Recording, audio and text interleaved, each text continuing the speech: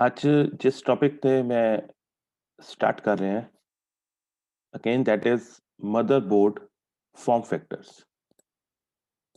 Motherboard form factors ਨੂੰ ਅਸੀਂ ਅੱਗੇ ਵੀ ਡਿਸਕਸ ਕੀਤਾ ਸੀ।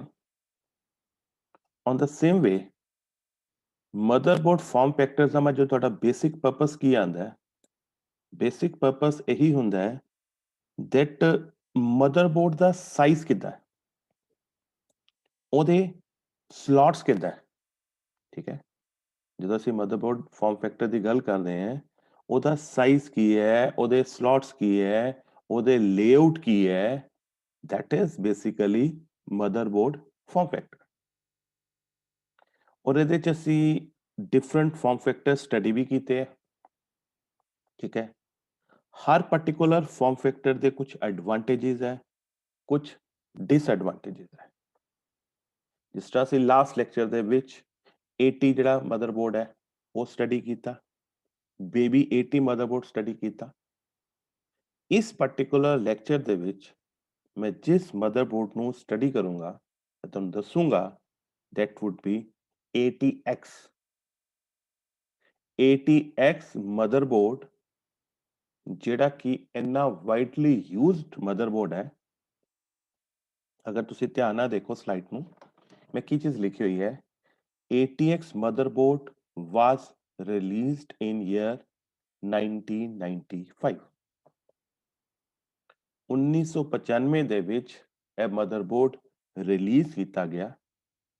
ਕਿਹਨੇ ਰਿਲੀਜ਼ ਕੀਤਾ? Intel corporation. मैं कुछ चीज़ें ਤੁਹਾਨੂੰ ਕਲੀਅਰ ਕਰਨਾ ਚਾਹੁੰਦਾ ਹੈ।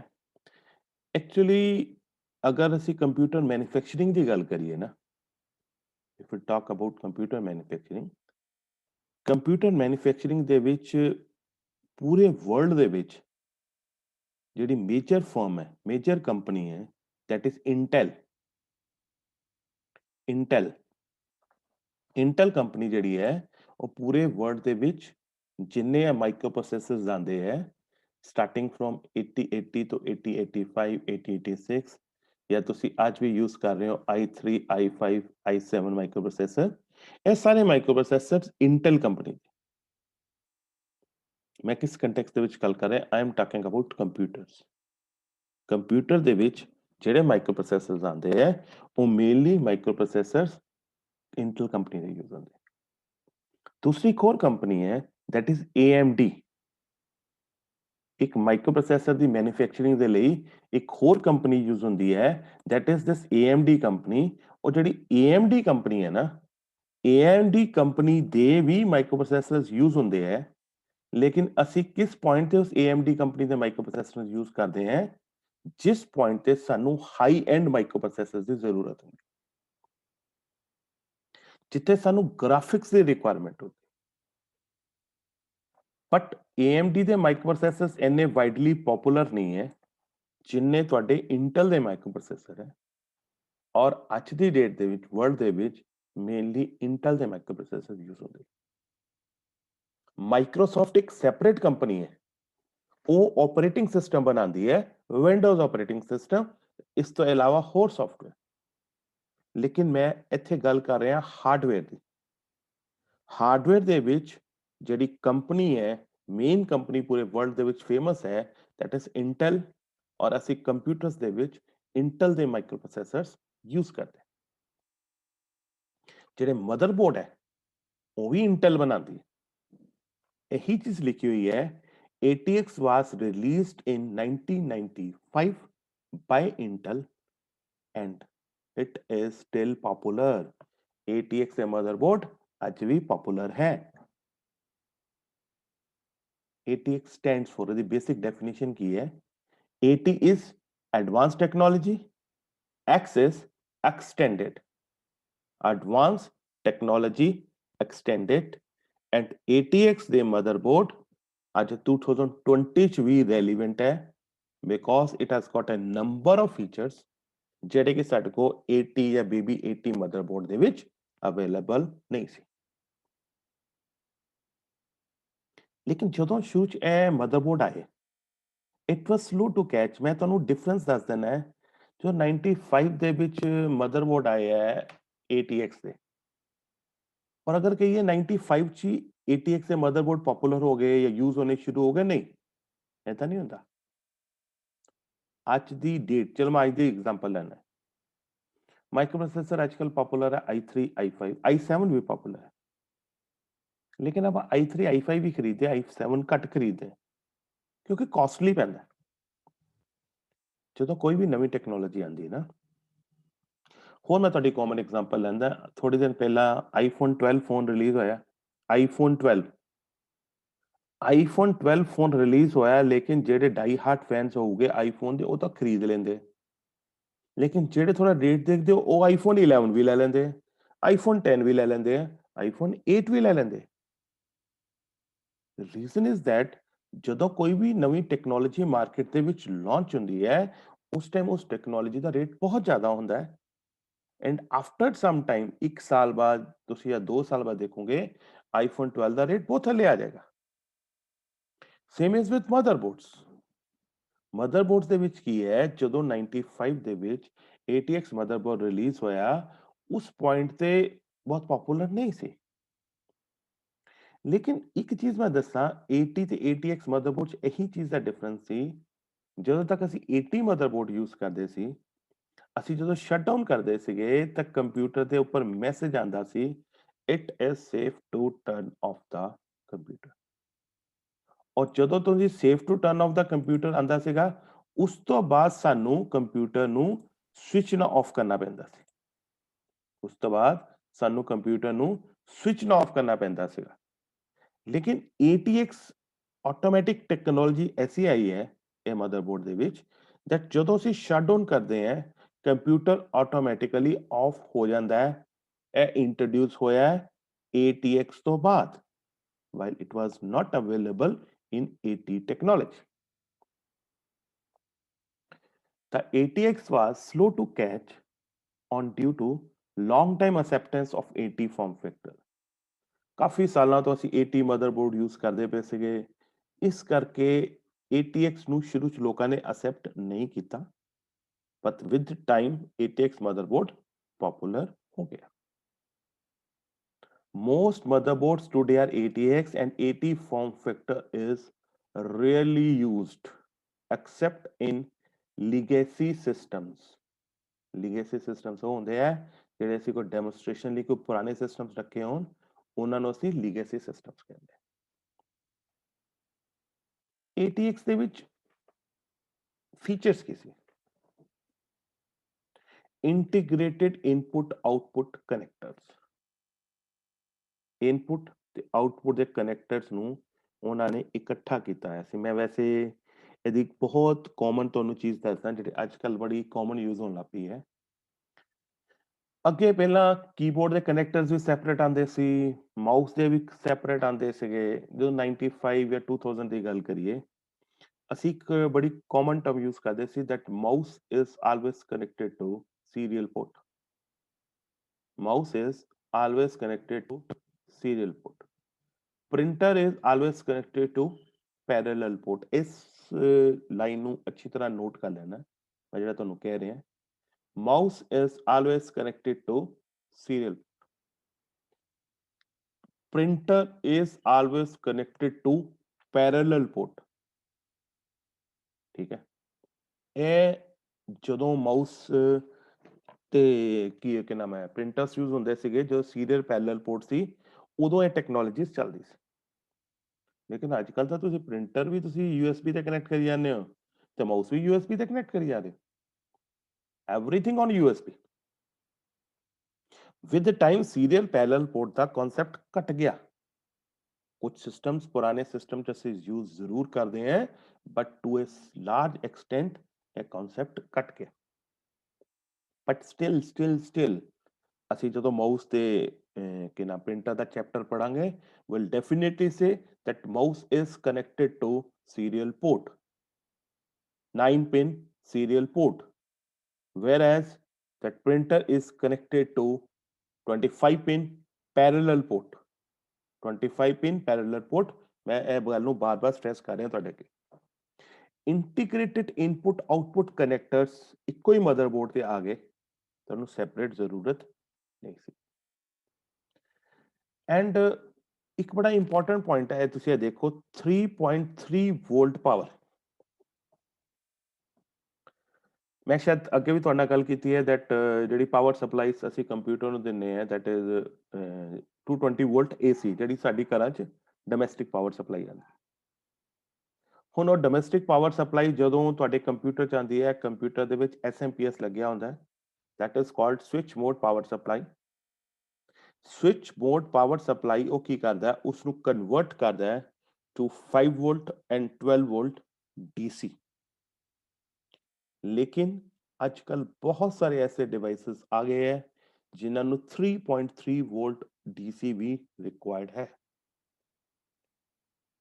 80 मदरबोर्ड तक ਇਹ फीचर अवेलेबल नहीं सी, बट ATX मदरबोर्ड ऑनवर्ड्स ਇਹ फीचर आ गया दैट ਇਹ 5 volt 12 volt plus 3.3 volt power supply भी प्रोवाइड करन लग गया। बेटर कूलिंग कंडीशंस ਤੁਹਾਡਾ ਜਿਹੜਾ CPU ਉਹ ਅੱਛੇ ਵੇ ਨਾਲ ਪ੍ਰੋਸੈਸਰ, ਮੈਂ CPU ਪ੍ਰੋਸੈਸਰ ਦੀ ਗੱਲ ਕਰ ਰਿਹਾ, ਪ੍ਰੋਸੈਸਰ ਬੈਟਰ ਵੇ ਨਾਲ ਕੂਲ ਹੁੰਦਾ ਸੀ। And I am telling you ਇਹ ਬੜਾ ਇੱਕ ਹਾਰਡ ਫੈਕਟ ਹੈ, ਅਗਰ ਕੋਈ ਕੰਪਿਊਟਰ ਬਾਰ-ਬਾਰ ਹੈਂਗ ਕਰਦਾ ਹੈ ਉਹਦੇ ਪ੍ਰੋਸੈਸਰ ਦੀ ਕੂਲਿੰਗ ਦੀ ਪ੍ਰੋਬਲਮ ਹੈ, ਉਹਦਾ ਪ੍ਰੋਸੈਸਰ ਹੀਟ ਅਪ ਹੁੰਦਾ ਹੈ, ਔਰ ਅਗਰ ਪ੍ਰੋਸੈਸਰ ਹੀਟ ਅਪ ਹੋਏਗਾ ਸਿਸਟਮ ਇੱਕ ਜਗ੍ਹਾ ਤੇ ਆ ਕੇ ਹੈਂਗ ਕਰ ਜਾਏਗਾ। So ATX motherboard has provided this facility, that better cooling mechanism for central processing unit। User friendly power connector motherboard ਤੇ SMPS ਤੋਂ power connect ਕਰਨਾ ਬਹੁਤ easy ਹੋ ਗਿਆ ਸੀ ATX motherboard as compared to AT AC motherboard ਦੇ ਵਿੱਚ ਸਾਨੂੰ ਕਈ ਤਰ੍ਹਾਂ ਦੀ ਚੀਜ਼ਾਂ ਚੈੱਕ ਕਰਨੀਆਂ ਪੈਂਦੀਆਂ ਸੀ, that ਰੈਡ ਵਾਇਰ ਨਾਲ ਰੈਡ ਵਾਇਰ ਮੈਚ ਕਰਦੀ ਹੈ ਤਾਂ ਉਧਰਲੇ ਜਾ ਕੇ ਕਨੈਕਟ ਕਰਨੇ ਆ। ATX ਦੇ ਵਿੱਚ ਉਹਨਾਂ ਲਿਮਿਟੇਸ਼ਨਸ ਨੂੰ ਉਹਨਾਂ ਨੇ ਰਿਮੂਵ ਕਰਤਾ। reduced overlap between board and drivers। ਜਿਹੜਾ ਮਦਰਬੋਰਡ ਹੈ, ਮਦਰਬੋਰਡ ਤੇ ਜਿਹੜੇ ਡਰਾਈਵਰਸ ਜਿਹੜੇ ਉਸ ਨੂੰ ਯੂਜ਼ ਕਰਦੇ ਹੈ, ਉਸ ਗੈਪ ਨੂੰ ਇਹਨਾਂ ਨੇ ਘਟਾ ਦਿੱਤਾ। And reduced processor interference with cards। ਇਹ ਸ਼ਾਇਦ ਅੱਗੇ ਵੀ ਮੈਂ ਗੱਲ ਕੀਤੀ ਹੈ, ਮੈਂ ਹੁਣ ਫਿਰ ਤੁਹਾਨੂੰ ਉਹੀ ਗੱਲ ਕਰ ਰਿਹਾ। ਜਿਹੜੇ ਪ੍ਰੋਸੈਸਰ ਦੇ ਜਿਹੜੇ ਕੁਝ ਕਾਰਡਸ ਹੈ, ਅਗਰ ਕਾਰਡ ਦੇ ਵਿੱਚ ਇਟਸੈਲਫ ਪ੍ਰੋਸੈਸਰ ਹੈ, दैट मीन्स ਉਹ ਕਾਰਡ ਇੰਡੀਪੈਂਡੈਂਟਲੀ ਆਪਣੇ ਡਿਸੀਜਨ ਲਏਗਾ, ਉਸ ਨੂੰ ਪ੍ਰੋਸੈਸਰ ਤੇ ਬਹੁਤ ਜ਼ਿਆਦਾ ਡਿਪੈਂਡੈਂਟ ਹੋਣ ਦੀ ਜ਼ਰੂਰਤ ਨਹੀਂ ਹੈ। ATX ਮਦਰਬੋਰਡ ਦੇ ਵਿੱਚ ਇਹ ਐਡਵਾਂਟੇਜ ਆ ਗਿਆ दैट ਜਿੰਨੇ ਵੀ ਡਿਫਰੈਂਟ ਕਾਰਡ ਸੀ ਉਹ ਆਪਣੇ ਡਿਸੀਜਨਸ ਆਪਣੇ ਆਪ ਲੈਂਦੇ ਸੀ, ਕਿਉਂਕਿ ਉਹਨਾਂ ਕੋ ਆਪਣੇ ਪ੍ਰੋਸੈਸਰ ਸੀ, ਔਰ ਉਹਦੇ ਕਰਕੇ ਇਹ better motherboard C as compared to its predecessors। Again, automatic controls, integrated input output, integrated PS to mouse connector or reduced expansion card interface। ਇਹ ਕੁਝ ਫੀਚਰ ਸੀ ਜਿਹੜੇ ਤੁਹਾਡੇ ATX ਮਦਰਬੋਰਡ ਦੇ ਵਿੱਚ ਅਵੇਲੇਬਲ ਸੀ, ਔਰ ਅਗਰ ਤੁਸੀਂ ਧਿਆਨ ਨਾਲ ਦੇਖਣਾ ਚਾਹੁੰਦੇ ਹੋ ਤੁਹਾਡੇ ਸਾਹਮਣੇ ਸਕਰੀਨ ਤੇ ATX ਮਦਰਬੋਰਡ ਆ ਗਿਆ। This is your power connector, FDD floppy disk drive connector, ठीक है, IDP ATA ਕਨੈਕਟਰ, ਇਹ ਤੁਹਾਡਾ ਹਾਰਡ ਡਿਸਕ ਨੂੰ ਲੱਗਦਾ ਸੀ। CPU ਦੀ ਸੌਕਟ, CPU ਦੇ ਪਾਵਰ ਕਨੈਕਟਰ, CPU ਦਾ ਜਿਹੜਾ ਫੈਨ ਲੱਗਿਆ ਹੁੰਦਾ ਉਹਨੂੰ ਪਾਵਰ ਦੇਣ ਲਈ ਕਨੈਕਟਰ। ਉਸ ਤੋਂ ਬਾਅਦ ਤੁਹਾਡੇ ਕੋਲ ਆ ਸਾਰੇ PCI ਕਾਰਡਸ ਹੈ, ਵਾਈਟ ਕਲਰ ਦੇ ਸਾਰੇ PCI ਕਾਰਡਸ ਹੈ, ਇਹ ਸਾਰੇ ਕਨੈਕਟਰਸ। ਸੋ और this one memory slots dual channel DDR2 ਆ memory slots ਹੈ। ਹਰ ਜੇ ਅਸੀਂ ਕਿਸੇ ਵੀ ਉਹਦੀ ਗੱਲ ਕਰੀਏ ਨਾ ਮਦਰਬੋਰਡ ਦੀ, ਹਰ ਮਦਰਬੋਰਡ ਦੇ ਐਡਵਾਂਟੇजेस ਹੈ, ਹਰ ਮਦਰਬੋਰਡ ਦੇ डिसएडवांटेजेस है। ATX मदरबोर्ड ने पिछले 80 और बेबी 80 मदरबोर्ड ਦੇ डिसएडवांटेज ਨੂੰ मिनिमाइज ਕੀਤਾ। That is why ATX motherboard is an widely accepted standard। ATX ਤੋਂ ਬਾਅਦ ਇੱਕ ਮਦਰਬੋਰਡ ਹੋਰ ਆ ਗਿਆ मिनी ATX। माइक्रो ATX भी आया ਸੀ, mini ATX, micro ATX। Mini ATX is ਛੋਟਾ ਸੀ, ATX ਤੋਂ ਥੋੜਾ ਛੋਟਾ ਸੀ, ਹੈ ਫੀਚਰਸ ATX ਦੇ ਸੀ, Mini ATX slightly smaller than ATX specification. Baki, it uses same ATX form factor, power supply in cases. Main difference is in the size, और ਇਹਦਾ size ਸੀ 11.2 inch ਬਾਈ 8.2 inch. ਔਰ ਜਿਹੜੇ ਛੋਟੇ ਪੀਸੀ ਸੀਗੇ ਉਹਨਾਂ ਦੇ ਵਿੱਚ ਇਹ ਮਿਨੀ ATX ਤੁਹਾਡਾ ਫਾਰਮ ਫੈਕਟਰ ਜਾਂ ਮਦਰਬੋਰਡ ਯੂਜ਼ ਹੁੰਦਾ ਸੀ, ਬਾਕੀਆਂ ਦੇ ਵਿੱਚ ਨਹੀਂ। ਔਰ ਸਾਹਮਣੇ ਤੁਹਾਡੇ ਸਕਰੀਨ ਤੇ ਇਸ ਟਾਈਮ ਇੱਕ ਡਾਇਗਰਾਮ ਆ ਰਹੀ ਹੈ, this is the diagram of mini ATX motherboard.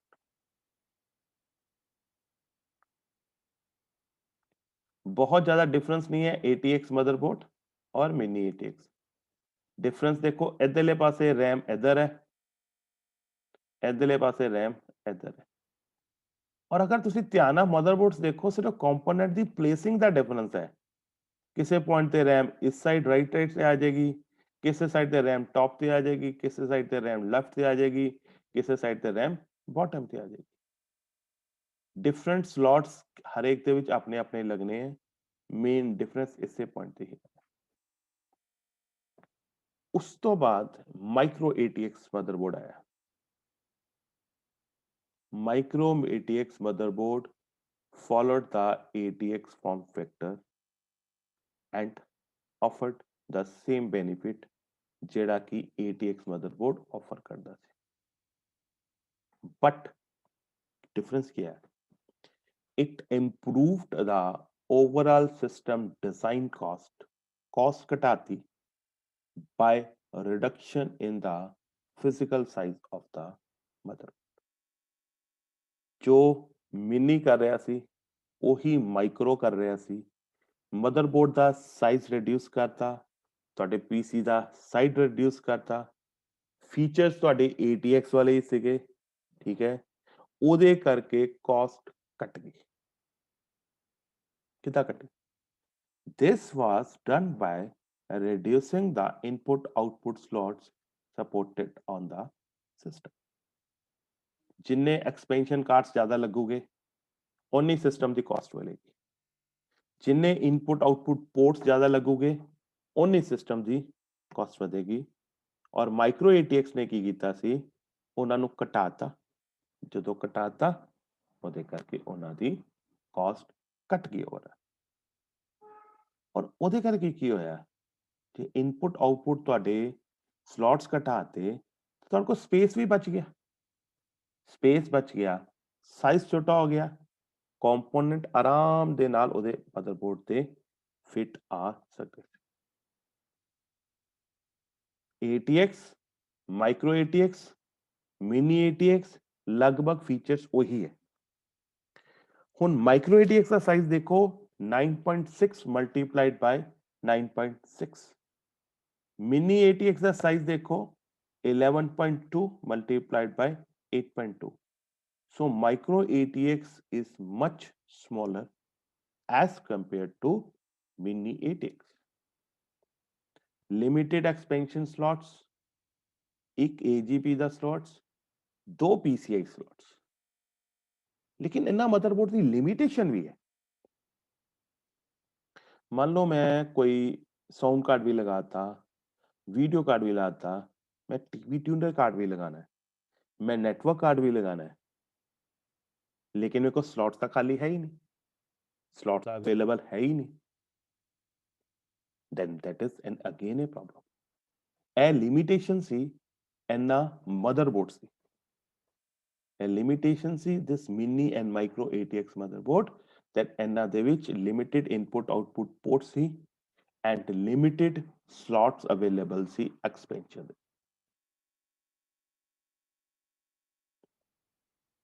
This is your micro ATX motherboard। आज ਤੁਸੀਂ ਦੇਖ ਸਕਦੇ ਹੋ PCI ਕਾਰਡ ਤੁਹਾਡੇ ਰਿਡਿਊਸ ਹੋ ਗਏ। Look at this slots, PCI slots ਘਟ ਗਏ ਹੋਏ।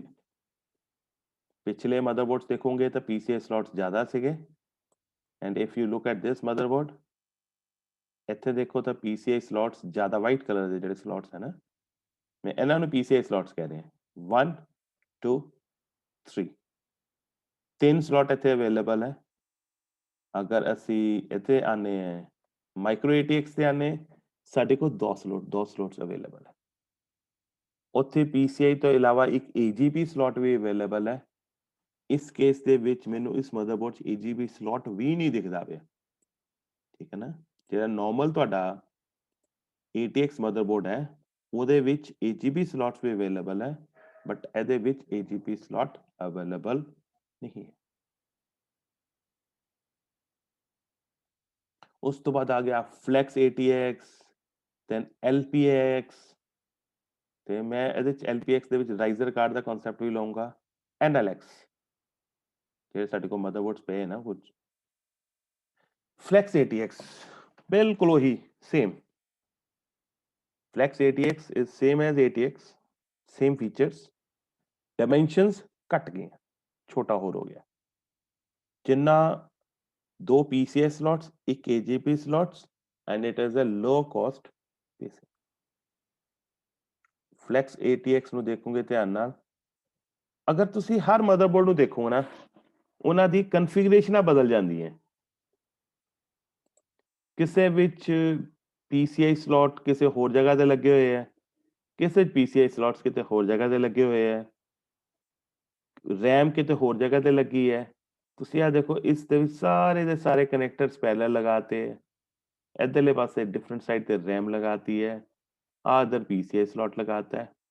सिर्फ कन्फिगरेशन चेंज ਹੁੰਦੀ ਹੈ ਵੀ ਕਿਸੇ ਪੁਆਇੰਟ ਤੇ ਮਾਈਕਰੋ ਪ੍ਰੋਸੈਸਰ ਕਿਸੇ ਲੋਕੇਸ਼ਨ ਤੇ ਹੈ, ਮੈਮਰੀ ਕਿਸੇ ਲੋਕੇਸ਼ਨ ਤੇ ਹੈ, ਐਕਸਪੈਂਸ਼ਨ ਸਲੋਟ ਕਿਸੇ ਲੋਕੇਸ਼ਨ ਤੇ ਹੈ। ਸੋ ਡਿਫਰੈਂਟ ਮਦਰਬੋਰਡਸ ਦੇ ਵਿੱਚ ਸਾਈਜ਼ ਦੇ ਵਿੱਚ ਰਿਡਕਸ਼ਨ ਆਉਂਦੀ ਹੈ।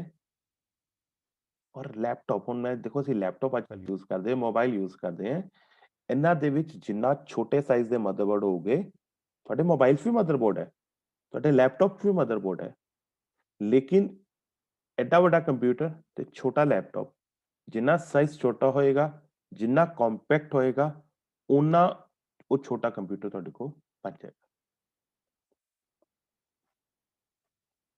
LPX ਫਾਰਮ ਫੈਕਟਰ, LPX ਦਾ ਮੀਨਿੰਗ ਕੀ ਹੈ?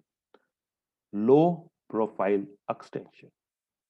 LPX stands for low profile extension। ਔਰ ਇਹਦੇ ਵਿੱਚ ਸਭ ਤੋਂ ਇੰਪੋਰਟੈਂਟ ਚੀਜ਼ ਕੀ ਹੈ, ਮੈਂ ਜਿਹੜੀ ਚੀਜ਼ ਐਕਸਪਲੇਨ ਕਰਨ ਲੱਗਾ, ਧਿਆਨ ਨਾਲ ਸੁਣਿਓ। ਰਾਈਜ਼ਰ ਕਾਰਡ ਦਾ ਕਨਸੈਪਟ ਆਇਆ ਸੀ, ਰਾਈਜ਼ਰ ਕਾਰਡ, RISER, ਰਾਈਜ਼ਰ ਕਾਰਡ ਦਾ ਕਨਸੈਪਟ ਆਇਆ ਸੀ, ਜਿਹੜਾ ਕਿ LPX ਮਦਰਬੋਰਡ ਦੇ ਵਿੱਚ। ਰਾਈਜ਼ਰ ਕਾਰਡ ਦਾ ਕਨਸੈਪਟ ਕੀ ਹੈ? ਲੁੱਕ ਐਟ ਦਿਸ ਵਨ, ਇਹ ਰਾਈਜ਼ਰ ਕਾਰਡ ਲਗਾਇਆ ਹੋਇਆ ਹੈ ਇਸ ਮਦਰਬੋਰਡ ਦੇ ਵਿੱਚ। ਮੈਂ ਪਿੱਛੇ ਤੁਹਾਨੂੰ ਮਿਨੀ ATX ਵੀ ਦਿਖਾਇਆ, ਮਾਈਕਰੋ ATX ਵੀ ਦਿਖਾਇਆ। ਉਹਨਾਂ ਮਦਰਬੋਰਡਸ ਕੀ ਕੀਤਾ ਗਿਆ ਹੈ, ਤੁਹਾਡੇ ਮੈਂ ਜਿਹੜੀ ਪਿੱਛੇ ਐਗਜ਼ਾਮਪਲ ਵੀ ਤੁਹਾਨੂੰ ਲੈ ਰਿਹਾ ਸੀ, ਸਿਰਫ 2 PCI ਸਲੋਟਸ ਹੈ। ਜੇ ਤੁਸੀਂ ਹੁਣ ਅੱਜ ਦੀ ਗੱਲ ਕਰੋ PCI ਸਲੋਟਸ ਦਾ ਮਤਲਬ ਕੀ ਹੈ, ਇਹ ਜਿੰਨੇ ਸਲੋਟਸ ਹੁੰਦੇ ਆ, ਇਹਦਾ ਮਤਲਬ ਹਰ ਸਲੋਟ ਦੇ ਵਿੱਚ ਦੇਖੋ ਮਦਰਬੋਰਡ ਅਲੱਗ ਚੀਜ਼ ਹੁੰਦੀ ਹੈ।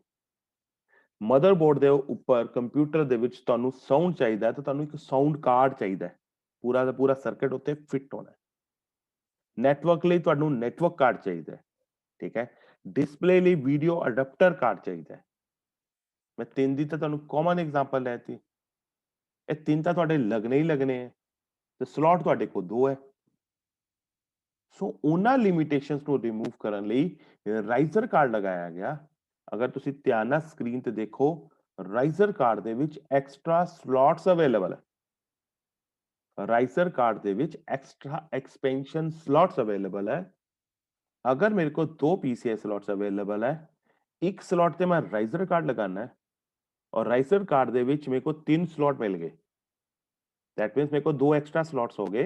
मैं बाकी 2 ਜਿਹੜੇ ਕਾਰਡ ਹੈ ਉਹ ਇਸ ਰਾਈਜ਼ਰ ਕਾਰਡ ਦੇ ਸਲੋਟਸ ਤੇ ਫਿੱਟ ਕਰ ਦੇਣਾ। ਇਹੀ ਕਨਸੈਪਟ LPX ਦੇ ਵਿੱਚ available C. The LPX form factor is found in low profile cases, desktop model। ਇੱਕ ਤਾਂ ਕੰਪਿਊਟਰ ਦਾ ਵਰਟੀਕਲ ਹੈ ਜਿਹੜਾ, ਉਹਨੂੰ ਅਸੀਂ ਮਿਨੀ ਟਾਵਰ ਮਾਡਲ ਕਹਿੰਦੇ ਹਾਂ। ਜਿਹੜਾ ਤੁਹਾਡਾ ਪਲੇਨ ਹੈ, ਠੀਕ ਹੈ, ਹੌਰੀਜ਼ੈਂਟਲੀ, ਉਸਨੂੰ ਅਸੀਂ ਡੈਸਕਟਾਪ ਮਾਡਲ ਕਹਿੰਦੇ ਹਾਂ। ਔਰ LPX form factor desktop model ਦੇ ਵਿੱਚ ਯੂਜ਼ ਕੀਤਾ ਗਿਆ ਐਸ ਕੰਪੇਅਰ ਟੂ ਜਿਹੜਾ ਤੁਹਾਡਾ mini tower model. But in this LPX form factor एक राइजर कार्ड लगाया गया। Riser card the purpose Ki C that ਜਿਹੜਾ ਐਕਸਪੈਂਸ਼ਨ ਸਲੋਟ ਦੀ ਲਿਮਿਟੇਸ਼ਨ ਹੈ ਉਸ ਨੂੰ ਕਵਰ ਕਰਨਾ। ਔਰ ਰਾਈਜ਼ਰ ਕਾਰਡ ਐਕਸਪੈਂਸ਼ਨ ਸਲੋਟ ਦੀ ਲਿਮਿਟੇਸ਼ਨ ਨੂੰ ਕਿੱਦਾਂ ਕਵਰ ਕਰਦਾ ਸੀ? ਰਾਈਜ਼ਰ ਕਾਰਡ ਦੇ ਵਿੱਚ ਇਟਸੈਲਫ ਐਕਸਪੈਂਸ਼ਨ ਸਲੋਟਸ ਹੁੰਦੇ ਸੀਗੇ ਔਰ ਐਕਸਟਰਾ ਐਕਸਪੈਂਸ਼ਨ ਸਲੋਟਸ ਪ੍ਰੋਵਾਈਡ ਕਰਦਾ ਸੀ ਜਿਹਦੇ ਨਾਲ ਅਸੀਂ ਐਕਸਟਰਾ ਕਾਰਡ ਅਟੈਚ ਕਰ ਸਕਦੇ। While this allows for smaller cases, motherboard the size ਛੋਟਾ ਹੋ ਗਿਆ, ਠੀਕ ਹੈ, ਛੋਟੇ ਸਾਈਜ਼ ਦੇ ਕੇਸ ਹੋ ਗਏ, ਕੰਪਿਊਟਰ ਦਾ ਸਾਈਜ਼ ਛੋਟਾ ਹੋ ਗਿਆ, ਲੇਕਿਨ ਨੰਬਰ ਆਫ ਐਕਸਪੈਂਸ਼ਨ ਸਲੋਟਸ ਘੱਟ ਹੋ ਗਏ। It also limits the number of expansion slots available. हाँ, एक बड़ा इंपॉर्टेंट कॉन्सेप्ट जो LPX मदरबोर्ड्स या बाकी मदरबोर्ड्स ATX मदरबोर्ड्स भी आ गया सी। एक्सपेंशन स्लॉट्स अवेलेबल घटन लग पे, ठीक है। LPX motherboards have sound and video card integrated on the motherboard। मतलब ਤੁਹਾਨੂੰ ਕਾਰਡ ਲਗਾਉਣ ਦੀ ਜ਼ਰੂਰਤ ਹੀ ਨਹੀਂ। ਮੈਂ ਸ਼ਾਇਦ ਲਾਸਟ ਟਾਈਮ ਵੀ ਤੁਹਾਡੇ ਨਾਲ ਗੱਲ ਕੀਤੀ ਸੀ that ਪੁਰਾਣੇ ਕੰਪਿਊਟਰਸ ਐਦਾਂ ਹੁੰਦਾ ਸੀ, ਅਗਰ ਮੇਰੇ ਸਪੋਜ਼ ਕੰਪਿਊਟਰ 'ਚ ਸਾਊਂਡ ਨਹੀਂ ਆਉਂਦਾ, ਮੈਂ ਉਹਦਾ ਕਾਰਡ ਦਾ ਸੌਫਟਵੇਅਰ ਟੈਸਟ ਕਰੂੰਗਾ ਔਰ ਅਗਰ ਪ੍ਰੋਬਲਮ ਹੋਈ ਮੈਂ ਸਾਊਂਡ ਕਾਰਡ ਨੂੰ ਕੱਢ ਕੇ ਇੱਕ ਨਵਾਂ ਸਾਊਂਡ ਕਾਰਡ ਲਗਾ ਦਾਂਗਾ, 400-500 ਰੁਪਏ ਦੇ ਵਿੱਚ ਨਵਾਂ ਕਾਰਡ ਲੱਗ ਜਾਣਾ, ਕੰਪਿਊਟਰ ਰਿਪੇਅਰ ਹੋ। ਬਟ ਕਾਫੀ ਸਾਲਾਂ ਤੋਂ ਨया ਹੋ ਗਿਆ ਕਿਉਂਕਿ ਇਹ ਜਿਹੜੇ ਐਕਸਪੈਂਸ਼ਨ ਕਾਰਡ ਸੀਗੇ ਇਹ ਬਹੁਤ ਜ਼ਿਆਦਾ ਸਪੇਸ ਕੰਜ਼ਿਊਮ ਕਰਦੇ ਪਏ ਸੀ। ਤੇ ਉਹਨਾਂ ਨੇ ਕੀ ਕੀਤਾ, ਸਾਈਜ਼ ਨੂੰ ਰਿਡਿਊਸ ਕਰਨ ਲਈ ਐਕਸਪੈਂਸ਼ਨ ਕਾਰਡ ਹੀ ਖਤਮ ਕਰਤੇ, ਉਹਨਾਂ ਨੂੰ ਬੋਰਡ ਤੇ ਇੱਕ ਛੋਟੀ ਚਿਪ ਦੀ ਫਾਰਮ 'ਚ ਲਗਾਤਾ, ਮਦਰਬੋਰਡ ਤੇ ਇੱਕ ਚਿਮਟੀ ਚਿਪ ਦੀ ਫਾਰਮ 'ਚ ਲਗਾਤਾ। ਔਰ LPX ਮਦਰਬੋਰਡ 'ਚ ਇਹੀ ਆਇਆ ਸੀ these motherboards have sound card ਤੇ video card all integrated on the motherboard। Advantages है साइज घट गया, लेकिन डिसएडवांटेजेस है जे साउंड कार्ड खराब हो गया तो ਤੁਹਾਨੂੰ पूरा 4000 ਦਾ ਮਦਰਬੋਰਡ ਬਦਲਣਾ ਪੈਣਾ, ਜਦਕਿ ਪੁਰਾਣੇ ਕੇਸ 'ਚ ਕੀ ਸੀ, ਸਿਰਫ ਇੱਕ ਕਾਰਡ ਬਦਲੋ ਤੁਹਾਡਾ ਸੋਲੂਸ਼ਨ ਸੋਲਵ ਹੋ ਜਾਏ, ਪ੍ਰੋਬਲਮ ਸੋਲਵ ਹੋ ਜਾਏ। While this can make for low cost and space saving product, they are generally difficult to repair due to lack of space and overall non-standardization। LPX form factor is not suitable to upgrading and have poor cooling facility। ਇਹ ਮੈਂ LPX motherboard ਦੀ ਗੱਲ ਕਰ ਰਿਹਾ। This is your LPX motherboard। और motherboard ਦੇ ਵਿੱਚ ਦੇਖੋ ਰਾਈਜ਼ਰ card ਲੱਗਿਆ ਹੈ। This one is your riser card. Riser card ਤੇ ਜੇ ਤੁਸੀਂ ਧਿਆਨ ਨਾਲ ਦੇਖੋਗੇ ਇਸ ਰਾਈਜ਼ਰ ਕਾਰਡ ਤੇ 3 ਸਲੋਟਸ ਪ੍ਰੋਵਾਈਡ ਕੀਤੇ ਹੋਏ ਹੈ। ਇੱਕ ਸਲੋਟ ਨੂੰ ਯੂਜ਼ ਕਰਕੇ 2 ਐਕਸਟਰਾ ਸਲੋਟਸ ਤੁਹਾਨੂੰ ਮਿਲ ਗਏ ਸੋ ਦੈਟ ਰਾਈਜ਼ਰ ਕਾਰਡ ਦੇ ਨਾਲ number of extra slots available ਹੋ ਜਾਂਦੇ। ਐਡਵਾਂਟੇजेस ਕੀ ਹੈ LPX ਦੇ? concept of riser card, inbuilt video display adapters, cost is low, or another which they have onboard components like ATX motherboard ਦੇ ਵਿੱਚ the onboard components C. likewise मैं example ले रहा ਸੀ ਤੁਹਾਡੇ ਕੋਲ sound card ਤੇ video card motherboard ਦੇ ਉੱਪਰ ਹੀ ਆ ਗਏ as a separate card ਦੀ ਜ਼ਰੂਰਤ ਨਹੀਂ।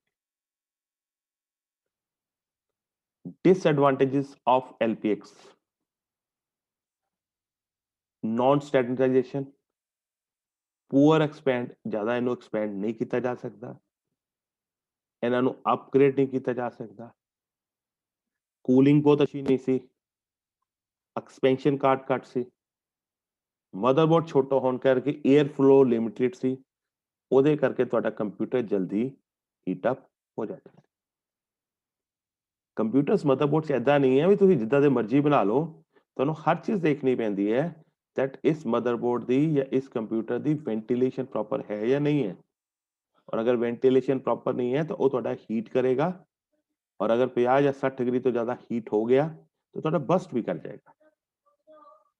ਇਸੇ ਕਰਕੇ ਅਸੀਂ ਆਮ ਤੌਰ ਤੇ ਕਹਿੰਦੇ ਆ ਕੰਪਿਊਟਰ 'ਚ ਏਸੀ ਦੀ ਜ਼ਰੂਰਤ ਹੁੰਦੀ ਹੈ ਕਿਉਂਕਿ ਕੋਈ ਵੀ ਕਾਰਡ ਕੋਈ ਵੀ ਸਰਕਟ 60 ਡਿਗਰੀ ਤੱਕ ਦਾ ਟੈਂਪਰੇਚਰ ਬੇਅਰ ਕਰ ਸਕਦਾ ਹੈ ਔਰ 60 ਡਿਗਰੀ ਤੋਂ ਬਾਅਦ ਉਹ 60 ਡਿਗਰੀ ਆਊਟਸਾਈਡ ਨਹੀਂ internal total temperature outside inside ਨੂੰ ਮਿਲਾ ਕੇ ਮੈਕਸਿਮਮ 60 ਡਿਗਰੀ ਤੱਕ ਉਹ ਉਹਨੂੰ ਬੇਅਰ ਕਰ ਸਕਦਾ ਹੈ ਉਸ ਤੋਂ ਬਾਅਦ ਉਹ ਬਸਟ ਕਰ ਜਾਂਦਾ computer that is why normally computer ਦੇ ਵਿੱਚ ਸਾਨੂੰ ਕੀ ਨਾਮ ਹੈ ਕੂਲਿੰਗ ਦੀ ਜ਼ਰੂਰਤ ਜਾਂ ਕੂਲਿੰਗ ਮੈਕੈਨਿਜ਼ਮ ਦੀ ਜ਼ਰੂਰਤ ਹੁੰਦੀ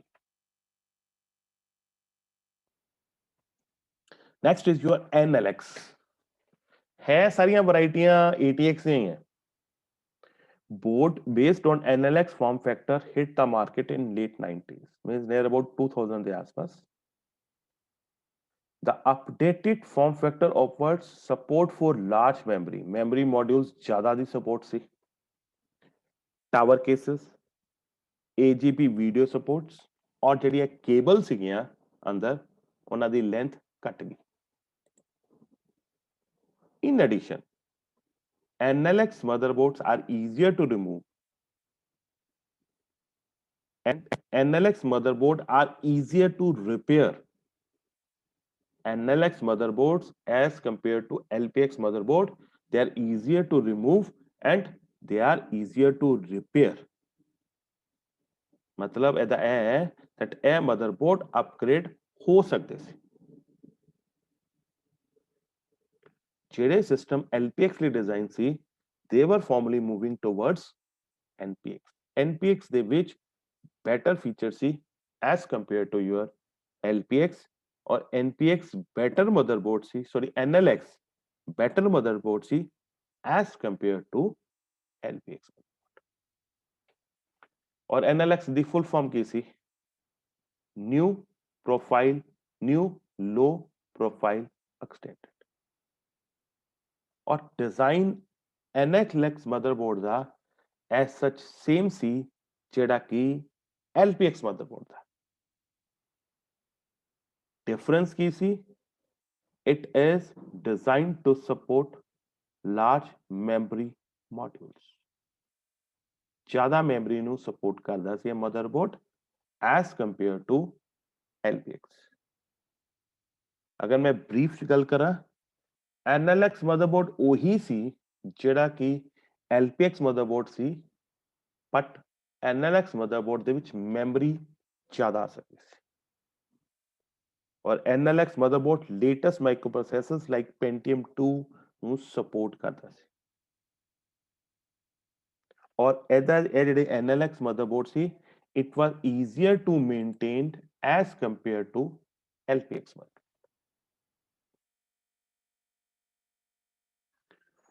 फिर more optimum location of CPU on board to allow easier access and better cooling CPU the location ਅੱਛੀ ਸੀ ਉਹਦੇ ਕਰਕੇ ਕੂਲਿੰਗ ਮੈਂ ਬਾਰ-ਬਾਰ ਇਹਨਾਂ ਚੀਜ਼ਾਂ ਤੇ ਬਹੁਤ ਸਟ੍ਰੈਸ ਕਰਦਾ CPU ਦੀ ਕੂਲਿੰਗ ਜੇ ਤੁਹਾਡਾ CPU ਪ੍ਰੋਪਰਲੀ ਕੂਲ ਨਹੀਂ ਹੈ ਮੈਂ ਮੇਰੀ ਗੱਲ ਦੇਖ ਲੈਣਾ ਕਦੀ ਕੰਪਿਊਟਰ ਤੁਹਾਡਾ ਨਹੀਂ ਪਰਫਾਰਮ ਕਰੇਗਾ ਕੰਪਿਊਟਰ ਤੁਹਾਡਾ ਨਹੀਂ ਚੱਲੇਗਾ ਗਰਮੀਆਂ ਦੇ ਵਿੱਚ 45 ਡਿਗਰੀ ਟੈਂਪਰੇਚਰ ਹੁੰਦਾ ਹੈ 45 ਡਿਗਰੀ ਟੈਂਪਰੇਚਰ ਤੋਂ ਬਾਅਦ ਕਿਤੇ ਤੁਹਾਡਾ ਕੰਪਿਊਟਰ ਵੀ 45 ਡਿਗਰੀ ਦੇ ਨਾਲ ਹੀਟ ਹੋਣਾ ਸ਼ੁਰੂ ਹੋ ਗਿਆ ਤੁਹਾਡਾ ਕੰਪਿਊਟਰ ਪਰਫਾਰਮ ਨਹੀਂ ਕਰੇਗਾ ਉਹਦੀ ਪਰਫਾਰਮੈਂਸ ਡਿਗਰੇਡ ਹੋਏਗੀ ਤੁਹਾਡਾ ਸਿਸਟਮ ਥੋੜੀ ਦੇਰ ਬਾਅਦ ਹੈਂਗ ਹੋਏਗਾ ਇੱਕ ਪੁਆਇੰਟ ਤੇ ਜਾ ਕੇ ਅੜ ਜਾਏਗਾ this is the limitation with the computers and a practical limitations है that has been tested over the years मतलब ਇਹ ਹੁਣ ਨਹੀਂ ਹੈ this limitation